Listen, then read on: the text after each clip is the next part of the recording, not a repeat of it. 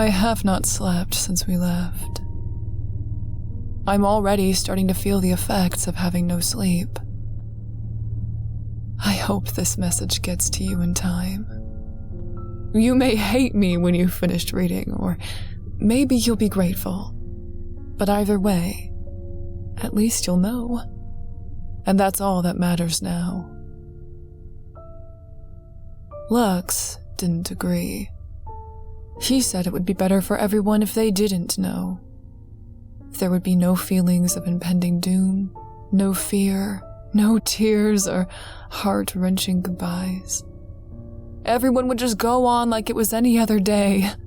But that seems so unfair. Why do I deserve to live when so many others won't?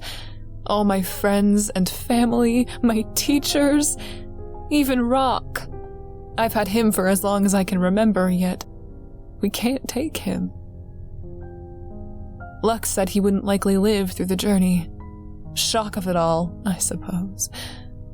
He's the best pet anyone could ask for, and I have to just leave him for death. It was so hard, saying goodbye to everyone without really saying goodbye. They couldn't know. You see, I had to pretend that everything was all normal. My parents, that was the worst. And you, of course. You have to know that I begged for you to be allowed to go. I begged, as I did for my parents and my baby sister, but Lux said it was impossible, that just getting me on board would be difficult. He's had to sneak supplies on board for us without raising any suspicion. So far, he says we're all right. No one has asked any questions. They trust him. At first, I refused. I had gone 4 days after Lux told me that the world was ending and he would take only me when he left it. I refused and spent 4 days getting used to the fact that I would die with everyone else. I was almost becoming okay. But Lux, he called me on the 5th day. He agreed to allow my sister to come.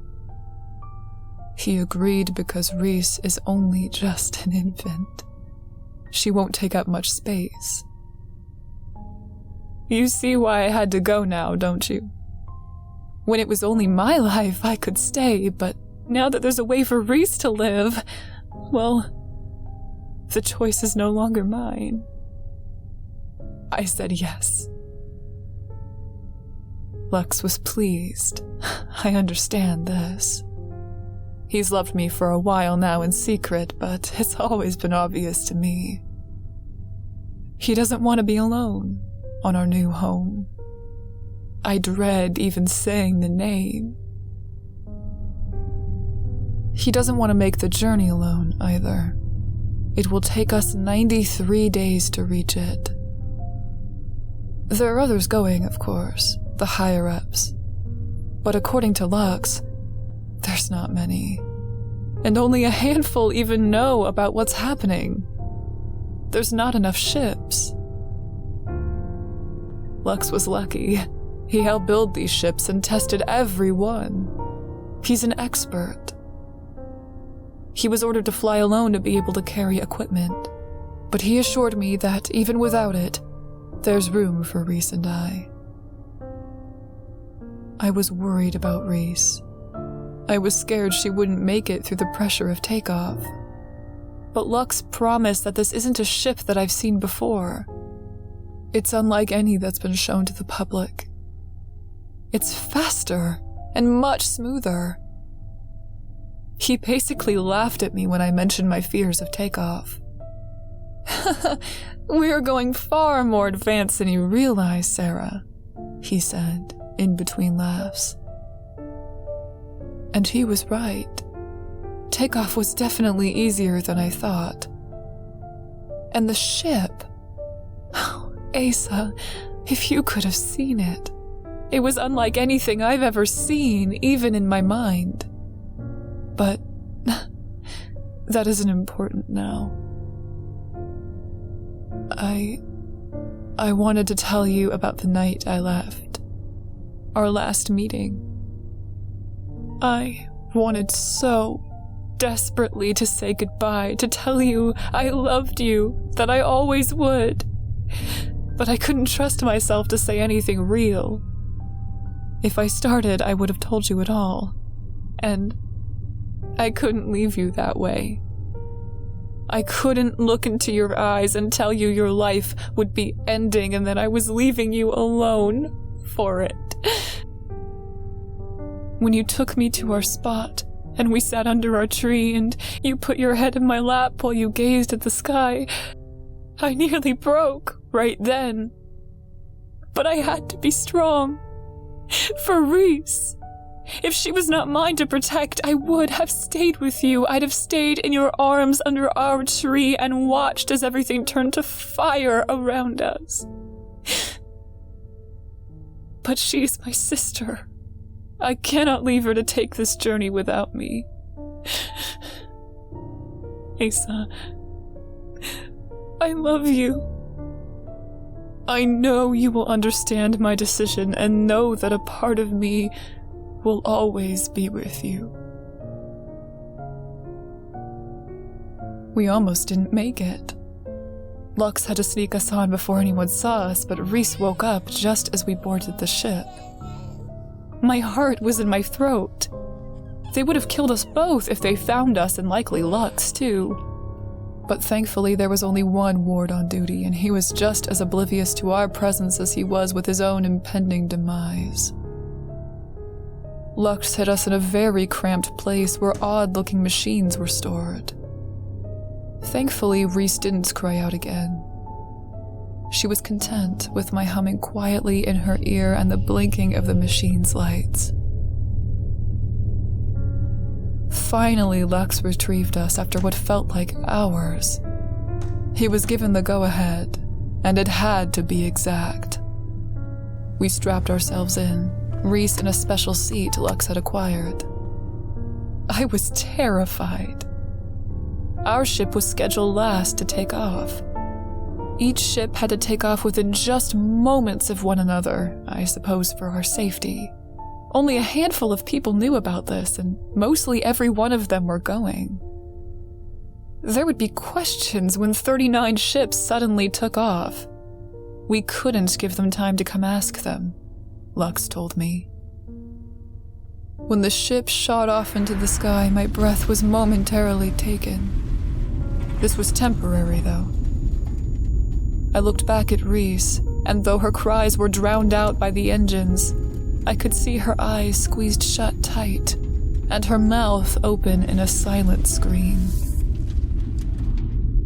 It wasn't long before we were up, away from everything, bathed in darkness. Lux was concentrated on his controls, his eyes constantly moving from one button or panel to another. I asked him if I could check on Reese, but I don't think he heard me, despite the engines returning to near silence. I risked it, unbuckled my seatbelt, and kissed Reese. She was still crying, but not badly. I gave her a little toy that played music and she was calm again. Lux was finally able to take a break, and we ate, and fed Reese too. After, we had to buckle up for hyperspeed. You'll get accustomed to it, but at first it's safer to be buckled in, he said. It took quite a while for my legs to be able to move while the ship was going so fast. The stars were no more than a blur past the windows. It's been 3 days now since we left.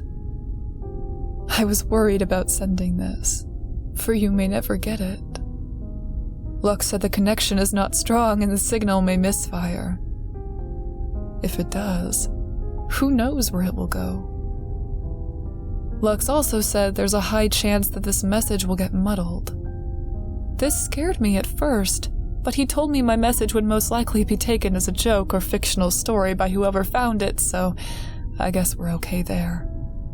But I'm hoping it gets to you before. I thought about not sending it. I didn't want to give you the knowledge of what was to come. But from what Lux says, it'll all happen in the blink of an eye. I pray he's right. Our planet is set to explode in 2 days. I had to say goodbye. I had to tell you I love you. I couldn't let you believe that I would ever leave you unless it was for Reese. Lux let me see photos of our new home.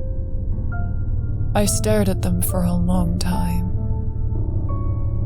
I showed Reese as well. She smiled when I showed her. And I smiled too, for the first time since I left you. It's not as beautiful as ours, but I guess I'm biased. Still, it looks calm, unlike our world. Lux said there has been much research on this planet. Its hardy has lasted a long time. I'm worried, though, about the ones who live there. Aliens used to just be made-up stories, and soon we will be among them.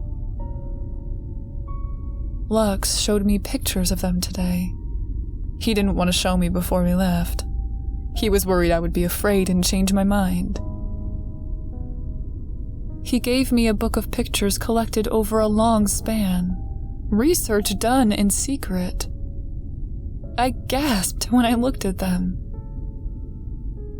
The first was a female, going by the description underneath her picture. She was dressed in a garment that flowed at her waist but was tight everywhere else. She looked sleepy, side effect of the medicine she was given, Lux said. I flipped through the book, gazing at every picture. I was scared, until I got to a picture of a baby, just a little bit older than Reese. It was a male, and, like the others in the book, he was ugly but also cute. He was sitting in a cage and looking toward the camera with a curious look on its face. I let Reese see the pictures. I have to get her used to seeing these beings. We can't show our fear. We had to choose one of the beings from the book, and whichever one we chose would be the body we would look like. I asked what would happen to the beings we chose, but Lux didn't answer. I guess that's for the best.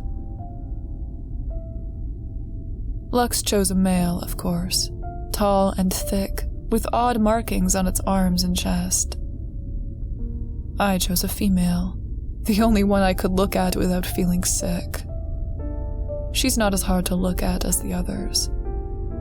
Though she was clearly drugged during the picture, she still had a sort of smile on her face. Though my main reason for choosing her was the fact that she had a child, a young female just a little older than Reese. I needed for us to be together. Lux made sure to choose a male that was close in distance to me. We would be just a walk away from each other, he said. I suppose that's good. I'll need his help, blending in. We will look like everyone else and acquire their basic memories and knowledge of the world, but I'll still need to learn a lot of my new home. I hope we can keep Reese safe. Lux said that there aren't many that believe in life outside of their planet, so there shouldn't be any suspicion. I hope he's right. I look at the photo of the planet often. It's smaller than I expected. I have to go now, Asa. I hope this finds you. I will think of you always, and speak of you to Reese as well as those we left behind. Our new home awaits, and Lux finally told me its name. Earth.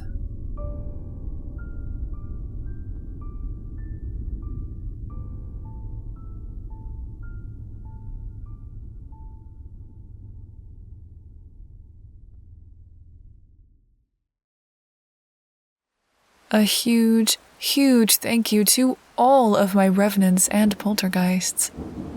Evan Diaz, Cat Snuggler, Razor Raptor, Baby Yoda, Calderin, Cheryl Meredith, Evil Toad, Gary, Imugi, Nathan Konerk, Rye Dandel, Spirit Father, and Steven Stevens. Your contributions are so appreciated, and thank you from the very bottom of my heart.